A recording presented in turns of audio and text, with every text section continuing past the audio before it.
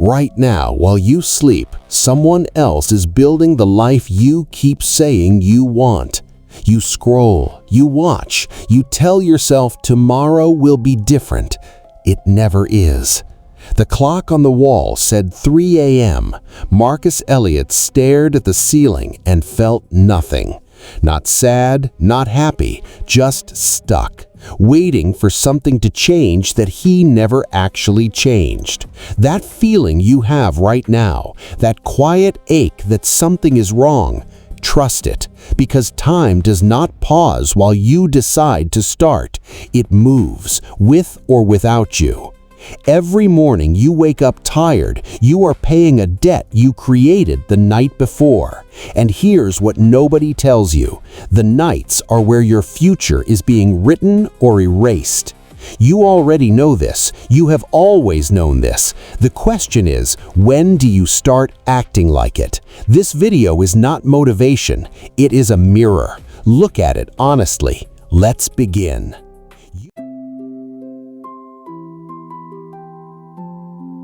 You have tried to fix this before. You set the alarm early. You wrote the goal. You meant it. 3 days later, back to the same late nights, the same scroll, the same hollow feeling. So you tell yourself you're just not disciplined enough, not motivated enough, not enough, full stop. But that's not the truth. The truth is far more specific and far more fixable than that. The problem is not your character. It is your environment, your inputs, your invisible default settings. Every night that Marcus burned scrolling until 3 a.m., he woke up behind.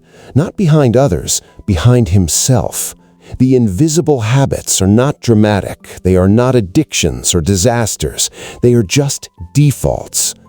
Defaults run your life until you decide to rewrite them, and most people never decide. Staying up until 3 a.m. feels like freedom, like stolen time, like your own space. But it is borrowed time, and the interest is paid in every sluggish, foggy, wasted morning.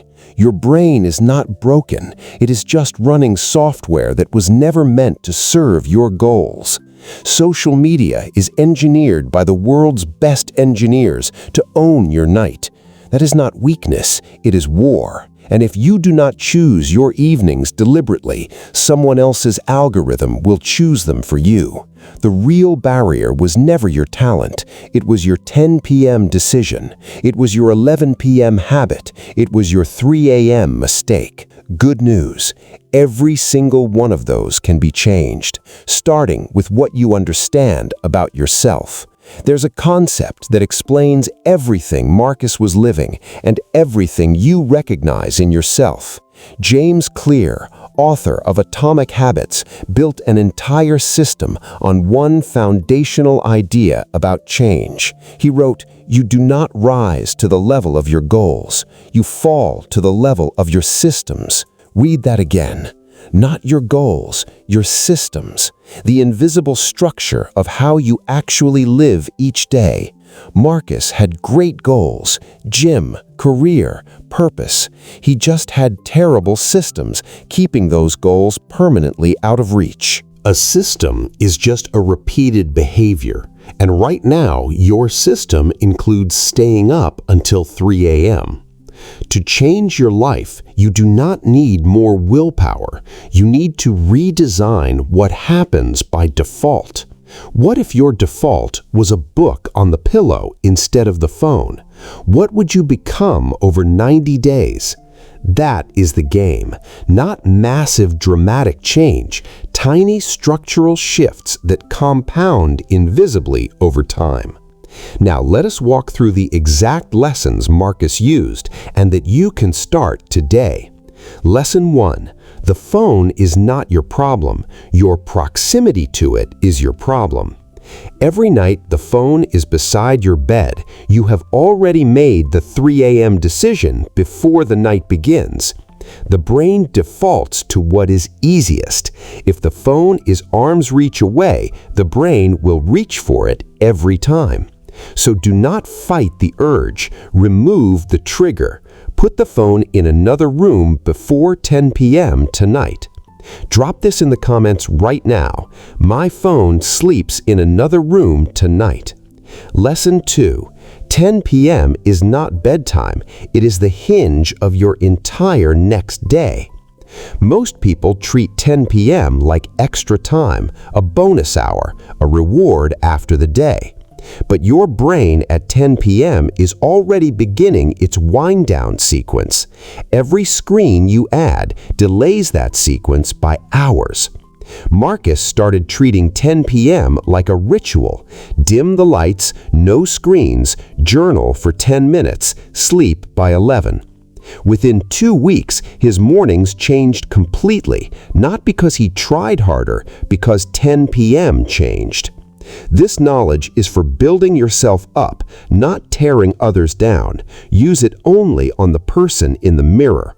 Lesson 3. Sleep debt is real debt, and it charges compound interest on your potential. Every hour of lost sleep reduces cognitive function, emotional regulation, and decision-making ability the next day.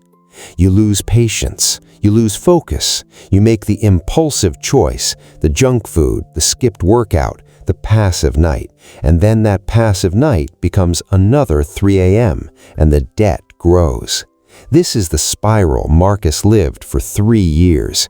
Breaking the spiral takes 1 night of discipline, then 2, then it becomes who you are. Drop this in the comments. I am breaking the spiral starting tonight. Lesson 4. You will never permanently change your behavior until you change how you see yourself. You say, I will try to sleep earlier, but trying is not identity. Identity sounds like, I am someone who protects my sleep. The brain protects identity. When you identify as a disciplined person, the late-night scroll feels wrong, not tempting.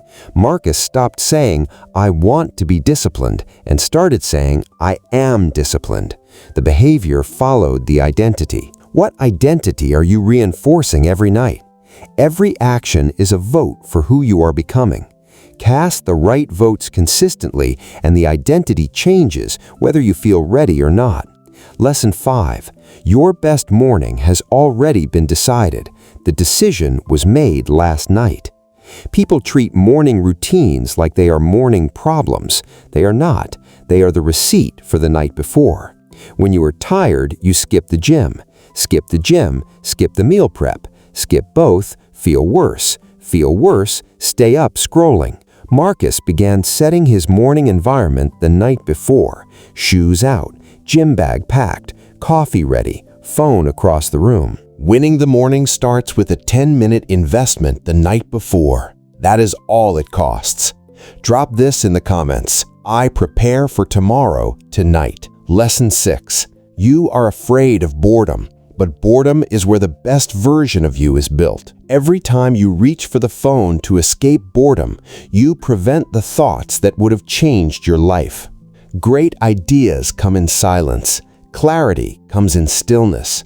Your best self is accessible in the quiet, not the feed. Marcus began 10 minutes of intentional boredom each evening. No input, just sitting, just thinking. Within days, he was writing ideas in his journal that he had never accessed while he was constantly stimulated.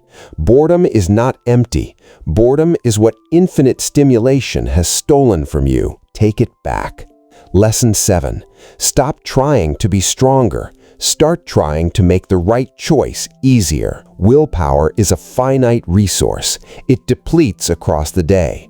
By 10 p.m., it is nearly gone. Design for that reality. Put the book where the phone was. Put the journal where the remote control was. Replace the default. Do not fight it. Friction is powerful. Add friction to bad habits. Remove friction from good ones. It is that mechanical. Marcus did not become a different person. He built a different environment. The environment built the person. Drop this in the comments. I choose growth over comfort. Every single person who changed their life redesigned their environment first, not their mindset alone, their surroundings. The environment whispers instructions to your brain all day long. Make sure it is the right ones. Marcus Elliott spent 3 years wasting his nights and wondering why nothing changed. Then one night, he stopped wondering. He started asking a different question. Not why is my life not changing, but what am I doing at 10 p.m.? Every system he built, every late night he reclaimed, every morning he won, it stacked, invisibly, relentlessly. 6 months later, the man who stared at the ceiling at 3 a.m. was unrecognizable, not because life gave him something, because he built it. That is available to you. Not someday, not when things get easier, right now, with what you already have. The person who watches this video and does nothing will be in the same place in 6 months. The person who acts will not. Which version of this story is yours? The answer is in what you do after this video ends. Right now, in this moment, something is shifting. You can feel it. That is not motivation, that is recognition. The old version of you is gone. The one who said tomorrow, the one who scrolled through his own potential every night. Gone.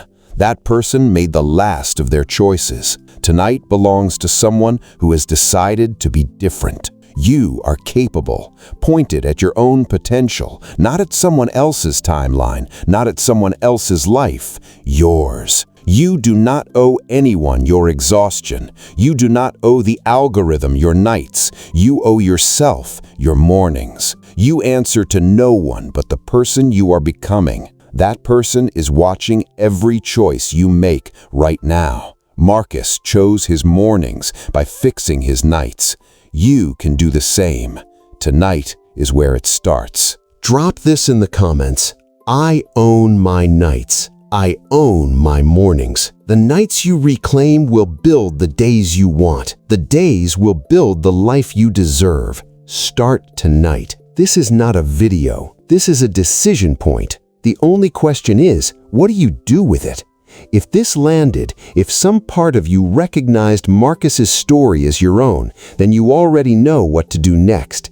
Hit subscribe, not for me, not for the channel, but as a decision to keep showing up for yourself every single day. Every video on this channel is built for the version of you that is done making excuses and ready to build something real. Tonight, put the phone in another room, open the journal, sit with 10 minutes of silence. That is it. That is the start. Tell me in the comments, what time do you actually go to sleep right now, and what time do you want to wake up? Let's talk about it.